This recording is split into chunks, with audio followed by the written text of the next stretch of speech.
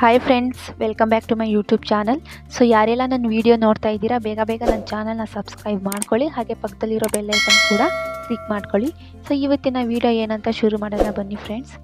ನಾನು 3 ಕ್ಯಾರೆಟು ಹಾಗೆ 2 ಆಲೂಗಡ್ಡೆ ತೊಗೊಂಡಿದ್ದೆ. ನೀಟಾಗಿ ಅದ್ರ ಮೇಲೆ ಸಿಪ್ಪೆ ಎಲ್ಲ ತೆಗೆದು ತೊಳೆದು ಇಟ್ಕೊಂಡಿದ್ದೀನಿ. ಸೊ ಇದನ್ನು ನಾವು ತುರಿದು ಇಟ್ಕೋಬೇಕು.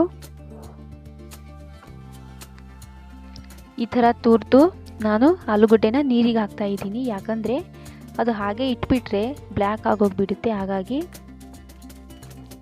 ಇನ್ನೊಂದು ಇತ್ತಲ್ಲ ಆಲೂಗಡ್ಡೆ, ಅದನ್ನು ತುರಿದು ಕೂಡ ನಾನು ನೀರಿಗೆ ಹಾಕ್ಕೊಳ್ತಾ ಇದ್ದೀನಿ. ಸೊ ನೋಡಿ, ಆಲೂಗಡ್ಡೆಯಿಂದ ನೀರೆಲ್ಲ ಸೋಸಿಬಿಟ್ಟು ಒಂದು ದೊಡ್ಡ ಬೌಲ್ಗೆ ಹಾಕ್ಕೊಳ್ತಾ ಇದ್ದೀನಿ. ಹಾಗೆ ಅದೇ ರೀತಿ ಕ್ಯಾರೆಟ್ನೂ ಕೂಡ ತುರಿದು ಇಟ್ಕೊಂಡಿದ್ದೆ. ಸೊ ಎರಡನ್ನೂ ಕೂಡ ನೀಟಾಗಿ ಮಿಕ್ಸ್ ಮಾಡ್ಕೊಳ್ಳಿ.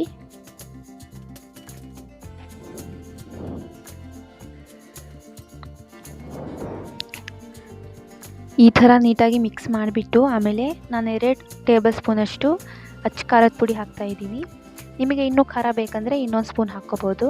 ಹಾಗೆ ಒಂದು ಸ್ವಲ್ಪ ಉಪ್ಪು ಹಾಕಿಬಿಟ್ಟು ನಾನು ನೀಟಾಗಿ ಮಿಕ್ಸ್ ಮಾಡ್ಕೊತಾ ಇದ್ದೀನಿ.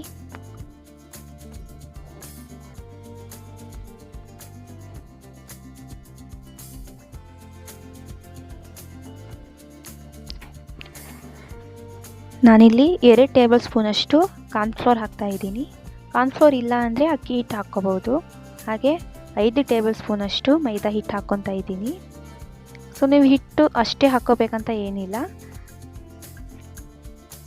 ನಮಗೆ ಉಂಡೆ ಕಟ್ಟೋಕ್ಕೆ ಬರೋ ಥರ ಇದ್ದರೆ ಸಾಕು.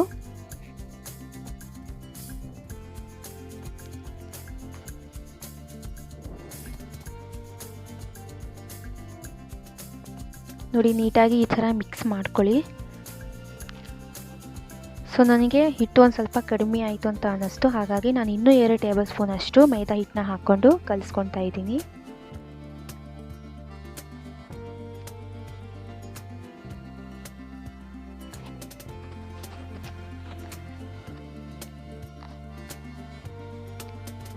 ನೋಡಿ, ಹಿಟ್ಟು ನಾವು ಈ ಥರ ಗಟ್ಟಿಯಾಗಿ ಉಂಡೆ ಕಟ್ಕೋಬಾರ್ದು. ಈ ಥರ ಒಂದು ಸಾಫ್ಟಾಗಿ ಲೈಟಾಗಿ ಉಂಡೆ ಕಟ್ಕೋಬೇಕು. ಯಾಕಂದರೆ ಲಾಸ್ಟಿಗೆ ಮಸಾಲ ಎಲ್ಲ ಅದಕ್ಕೆ ಫ್ರೈ ಆಗಬೇಕಲ್ಲ, ಹಾಗಾಗಿ. ಸೊ ನಾನು ಮೊದಲೇ ಈ ಥರ ಉಂಡೆ ಕಟ್ಟಿಟ್ಕೊಂಡಿದ್ದೀನಿ, ಈಸಿ ಆಗುತ್ತೆ ಅಂತ. ಸೊ ನಾವು ಇದನ್ನು ಫ್ರೈ ಮಾಡ್ಕೊಳ್ಳೋಣ. ಸೊ ನೋಡಿ, ನಾನು ಆಗಲೇ ಎಣ್ಣೆ ಕಾಯಕ್ಕೆ ಇಟ್ಟಿದ್ದೆ, ಬಿಸಿಯಾಗಿದೆ. ಇದಕ್ಕೆ ಒಂದೊಂದೇ ಆಗಿ ಉಂಡೆ ಕಟ್ಟಿಟ್ಕೊಂಡಿರೋದನ್ನು ನಾನು ಹಾಕಿ ಫ್ರೈ ಮಾಡ್ಕೊತಾ ಇದ್ದೀನಿ. ನೋಡಿ, ಒಂದು ಸೈಡ್ ಫ್ರೈ ಆಗಿದೆ. ಇದನ್ನು ತಿರುಗಿಸ್ಕೊಳ್ಳೋಣ ನಾವು. ನೋಡಿ, 2 ಕಡೆ ಫ್ರೈ ಆಗಿದೆ. ಈ ಥರ ಬಂದರೆ ಸಾಕು. ಸೊ ಇದನ್ನು ನಾವು ಒಂದು ಪ್ಲೇಟಿಗೆ ಹಾಕಿ ಸೈಡಿಗೆ ಇಟ್ಬಿಡೋಣ. ನಾನೊಂದು ಕುಕ್ಕರ್ಗೆ 4 ಟೊಮೊಟೊನ ಕಟ್ ಮಾಡಿ ಹಾಕ್ಕೊತಾ ಇದ್ದೀನಿ. ಹಾಗೆ ಒಂದು 2 ಹಸಿರು ಮೆಣಸಿಕಾಯಿ ಮತ್ತು ಒಂದು ಅರ್ಧ ಈರುಳ್ಳಿ ಮತ್ತು 3 ಕೆಂಪು ಮೆಣಸಿಕಾಯಿ ಹಾಕ್ತಾ ಇದ್ದೀನಿ. ಹಾಗೆ ಒಂದು 5 ಟೇಬಲ್ ಸ್ಪೂನಷ್ಟು ಸಕ್ಕರೆ ಹಾಕ್ತಾ ಇದ್ದೀನಿ.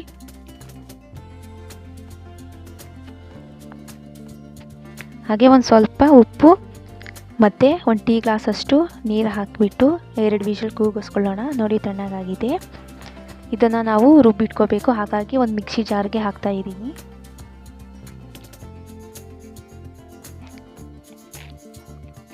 ಇದಕ್ಕೆ ಒಂದು 1/4 ಟೇಬಲ್ ಸ್ಪೂನಷ್ಟು ನಾನು ಉಪ್ಪು ಹಾಕಿಬಿಟ್ಟು ನುಣ್ಣಗೆ ರುಬ್ಕೊಂಡಿದ್ದೀನಿ. ನೋಡಿ, ಈ ಥರ ರುಬ್ಬಾಗಿದೆ.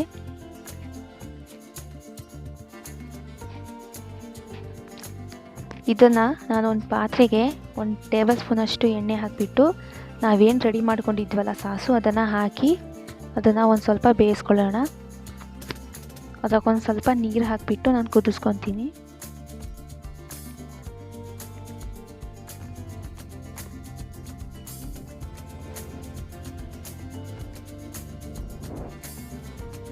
ಅದಕ್ಕೆ ಒಂದು ಸ್ವಲ್ಪ ಅರ್ಧ ಟೇಬಲ್ ಸ್ಪೂನಷ್ಟು ನಾನು ಗರಂ ಮಸಾಲ ಹಾಕ್ತಾ ಇದ್ದೀನಿ. ನೋಡಿ, ಈ ಥರ ಗಟ್ಟಿಯಾಗಿದೆ. ಇಷ್ಟಿದ್ರೆ ಸಾಕು.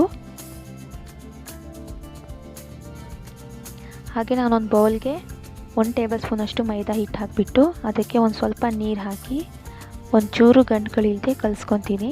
ನೀವು ಕಾರ್ನ್ಫ್ಲೋರ್ ಇದ್ದರೆ ಕಾರ್ನ್ಫ್ಲೋರು ಹಾಕ್ಕೊಂಡು ಈ ಥರ ಮಾಡ್ಕೋಬೋದು. ಹಾಗೆ ಇದಕ್ಕೆ ಒಂದು ಸ್ವಲ್ಪ ಕಲ್ಲರ್ ಹಾಕ್ತಾ ಇದ್ದೀನಿ. ನೀವು ಹೆಲ್ದಿಯಾಗಿ ಮಾಡ್ಕೊತೀನಿ ಅಂದರೆ ಕಲ್ಲರ್ ಹಾಕದೇ ಇದ್ರೂ ನಡೆಯುತ್ತೆ. ಇಲ್ಲ ಕೇಸರಿ ಬಾತ್ ಕಲರ್ ಕೂಡ ಹಾಕ್ಕೋಬೋದು. ಸೊ ಸೊ ಫೈನಲಿ ನಾನೊಂದು ಪ್ಯಾನ್ಗೆ 2 ಟೇಬಲ್ ಸ್ಪೂನಷ್ಟು ಎಣ್ಣೆ ಹಾಕಿಬಿಟ್ಟು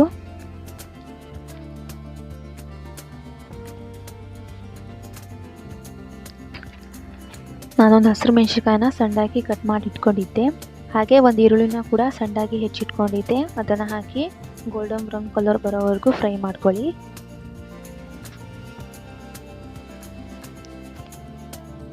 ನೋಡಿ ಫ್ರೈ ಆಗಿದೆ. ಇದಕ್ಕೆ ನಾವು ಸಾಸ್ ರೆಡಿ ಮಾಡಿ ಇಟ್ಕೊಂಡಿದ್ವಲ್ಲ ಅದನ್ನು ಹಾಕ್ತಾ ಇದ್ದೀನಿ. ಒಂದು ಸ್ವಲ್ಪ ಜಾಸ್ತಿ ಹಾಕಕ್ಕೆ ಹೋಗಬೇಡಿ.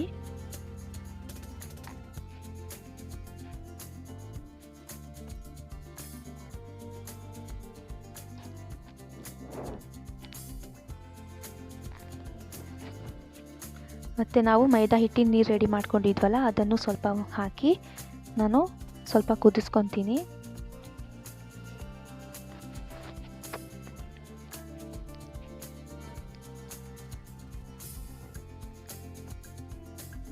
ಹಾಗೆ ನಾವು ಗೋಬಿನ ರೆಡಿ ಮಾಡಿ ಇಟ್ಕೊಂಡಿದ್ವಲ್ಲ ಅದನ್ನು ಹಾಕಿ ನೀಟಾಗಿ ಮಿಕ್ಸ್ ಮಾಡ್ಕೊಳ್ಳಿ.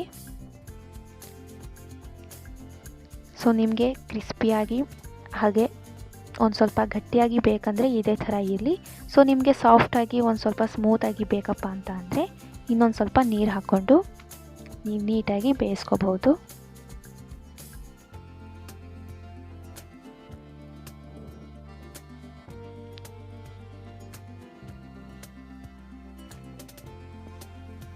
ನಾನು ಇದಕ್ಕೆ ಒಂದು ಅರ್ಧ ಟೇಬಲ್ ಸ್ಪೂನಷ್ಟು ಗರಂ ಮಸಾಲ,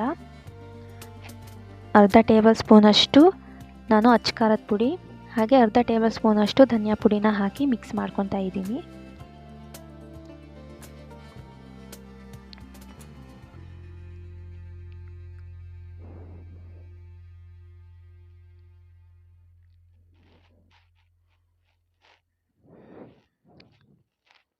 ಮತ್ತು ಒಂದು ಸ್ವಲ್ಪ ವಾಸನೆ ಮೆಂತ್ಯನ ಹಾಕ್ತಾ ಇದ್ದೀನಿ. ಇದ್ದರೆ ಹಾಕ್ಕೋಬೋದು, ಇಲ್ಲ ಸ್ಕಿಪ್ ಮಾಡ್ಬೋದು.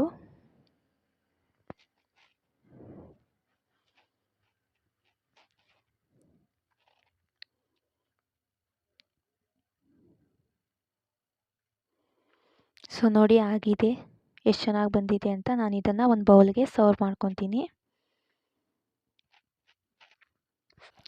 ಸೊ ಫೈನಲಿ ರೆಡಿ ಆಗಿದೆ.